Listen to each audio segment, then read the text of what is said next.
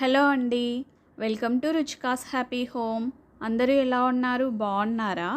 ఈరోజు నేను అన్నంలోకి చాలా రుచిగా ఉండేటువంటి పుదీనా చట్నీని ప్రిపేర్ చేయబోతున్నాను. వీడియోని స్కిప్ చేయకుండా చూస్తే పుదీనా చట్నీ ఎలా చేసుకోవాలో పర్ఫెక్ట్గా అర్థమవుతుందండి. మరి దీని ప్రాసెస్ని చేసేద్దామా? ముందుగా దీనికోసం ఇలా కడాయి పెట్టుకొని అందులో కొద్దిగా ఎండుమిరపకాయలు వేసి అలాగే కొంచెం ఆయిల్ కూడా వేసి వేయించుకోవాలి.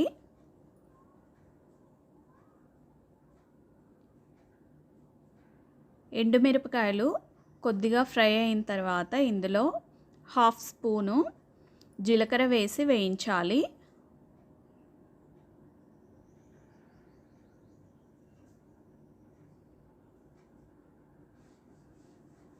అలాగే కొద్దిగా కరివేపాకు కూడా వేసి వేయించుకోవాలి.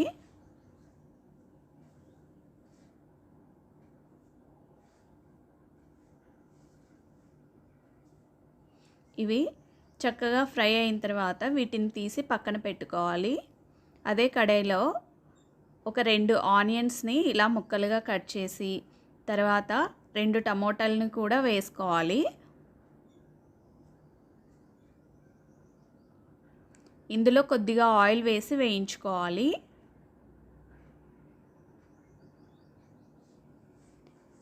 వీటిని బాగా ఎర్రగా అయ్యే వరకు వేయించుకోవాలి. ఇవి వేగిన తర్వాత తీసి పక్కన పెట్టుకొని అదే కడాయిలో ఒక కట్ట పుదీనాను తీసుకుంటున్నానండి నేను. పుదీనా వేసి అందులో కొద్దిగా ఆయిల్ ఇంకా కొంచెం పసుపు వేసి చక్కగా వేపుకోవాలి. ఇది అంతా పచ్చివాసన పోయి చక్కగా మగ్గే వరకు వేయించుకోవాలి దీన్ని.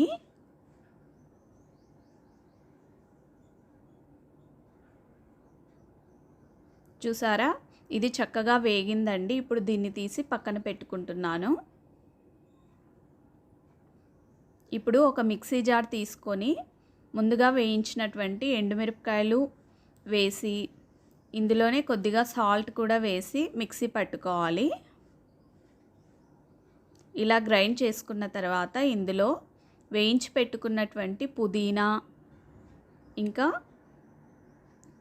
కొద్దిగా చింతపండు అలాగే కొంచెం వాటర్ కూడా వేసుకొని మిక్సీ పట్టుకోవాలి.